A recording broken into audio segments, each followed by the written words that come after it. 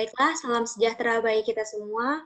Perkenalkan, kami dari kelas PKI 69 Ilmu Gizi B, kelompok 5 akan memaparkan materi kami mengenai implementasi wawasan Nusantara sebagai satu kesatuan sosial budaya. Sebelumnya itu, izinkan kami untuk memperkenalkan diri terlebih dahulu. Adapun nama anggota dari kelompok 5 yaitu Alia Rohana Pratiwi Hamzah, Apriani P, Dini Putri Cesir, Gracia Lendasari, dan saya sendiri, Jensi Pagiling, dan Siti Nurhalimah. Kemudian pokok pembahasan kami pada kesempatan kali ini yaitu mengenai konsep, masalah, realita, solusi, dan kesimpulan. Baiklah, untuk mempersingkat waktu, saya persilakan kepada pemateri pertama untuk memaparkan materinya. Baik, terima kasih atas kesempatan yang telah diberikan kepada saya. Jadi di sini saya akan membacakan mengenai konsep implementasi wawasan Nusantara sebagai satu kesatuan sosial budaya. Wawasan Nusantara itu berarti cara pandang bangsa Indonesia terhadap diri dan lingkungannya dengan mengutamakan persatuan dan kesatuan wilayah dalam penyelenggaraan kehidupan bermasyarakat, berbangsa, dan bernegara. Di mana menurut ahli antropologi tidak mungkin ada masyarakat jika tidak ada kebudayaan. Begitupun sebaliknya, kebudayaan hanya mungkin ada di dalam masyarakat. Indonesia itu terdiri atas ratusan suku bangsa yang masing-masing memiliki adat istiadat, bahasa, agama, dan kepercayaan. Oleh karena itu, tata kehidupan nasional yang berhubungan dengan interaksi antar golongan masyarakat mengandung potensi konflik yang besar, terlebih lagi kesadaran nasional masyarakat yang masih relatif rendah dan jumlah masyarakat yang terdidik relatif terbatas. Budaya Indonesia terbentuk dari akulturasi keragaman budaya-budaya daerah yang ada di Indonesia. Sungguh keberadaan dan keberagaman kebudayaan daerah tidak menghambat kebudayaan nasional, melainkan justru akan memperkaya dan mempertinggi kebudayaan nasional. Bangsa Indonesia adalah bangsa yang terbuka dengan kebudayaan bangsa lain sejak dari dulu. Kemampuan menyerap, menyaring, menerima, dan memberi, bangsa Indonesia itu telah membuktikan daya tangguh bangsa Indonesia untuk menghadapi tantangan-tantangan kebudayaan yang menggerus bangsa. Oke, itulah pemaparan dari saya. Selanjutnya saya serahkan kepada pemateri selanjutnya yaitu Apriani P.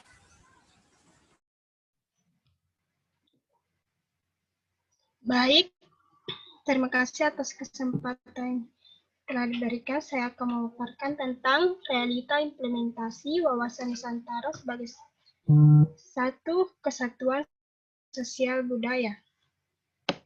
Implementasi wawasan Nusantara dalam kehidupan sosial budaya akan menciptakan sikap batiniah dan lahiriah yang mengaku segala bentuk perbedaan sebagai kenyataan hidup sekaligus karunia Tuhan.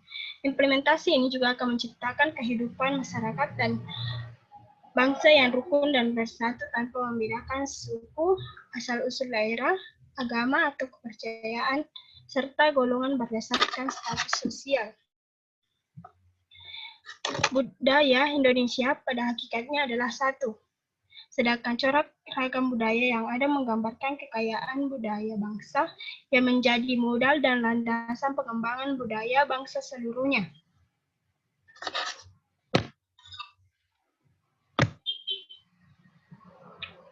Masyarakat Indonesia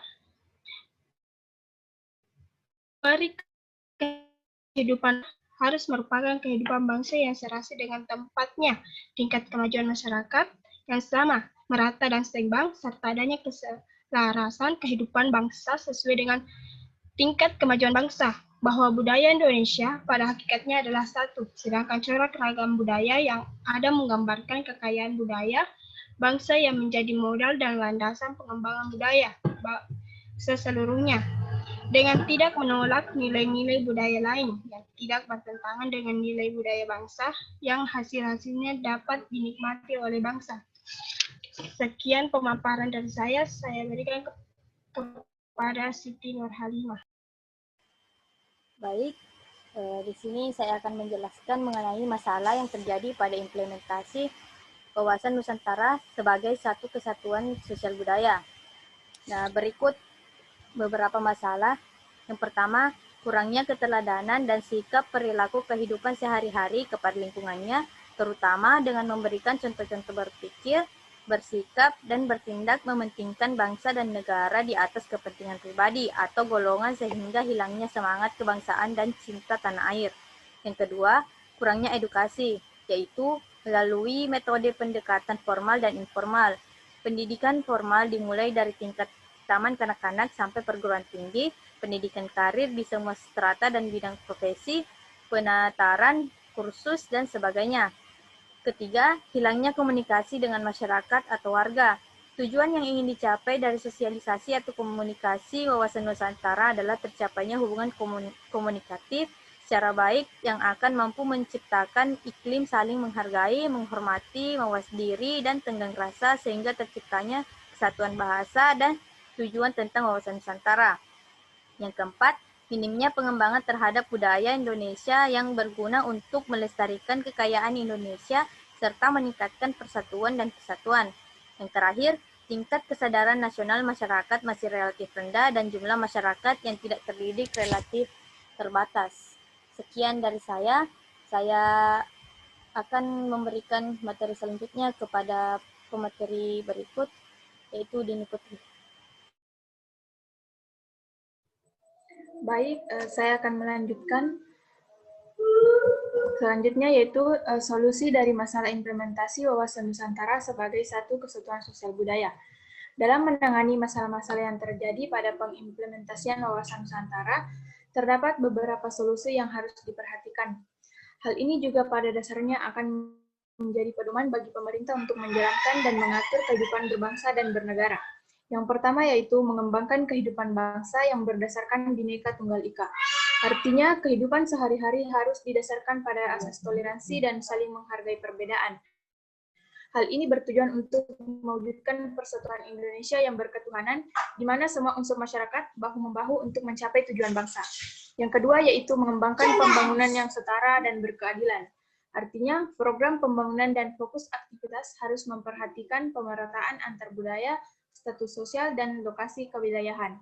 Yang ketiga yaitu mengembangkan dan melestarikan budaya Indonesia, yang artinya pemerintah dan masyarakat harus bahu-membahu melestarikan kebudayaan Indonesia yang sangat kaya.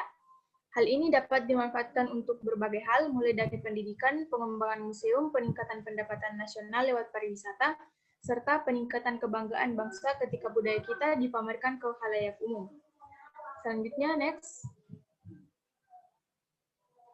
Kesimpulan, wawasan Nusantara adalah pandangan untuk menjadi bangsa yang satu dan utuh dalam kesatuan Republik Indonesia. Wawasan Nusantara berarti cara pandang bangsa Indonesia terhadap diri dan lingkungannya dengan mengutamakan persatuan dan kesatuan wilayah dalam penyelenggaraan kehidupan bermasyarakat, berbangsa, dan bernegara. Implementasi wawasan Nusantara dalam kehidupan sosial budaya akan menciptakan sikap batiniah dan lahiriah yang mengakui segala bentuk perbedaan sebagai kenyataan hidup sekaligus karunia Tuhan.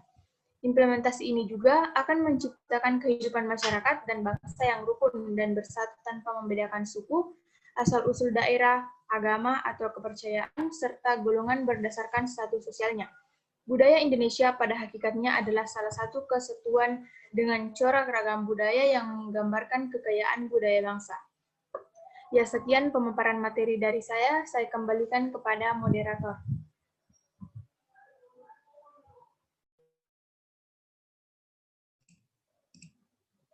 Ya, baiklah. Terima kasih kepada teman-teman yang sudah memaparkan materinya. Jadi itu tadi pemaparan materi dari kami, kelompok 5, kiranya dapat berguna bagi kita semua. Dan kurang lebihnya mohon dimaafkan. Sekian dari kami dan terima kasih.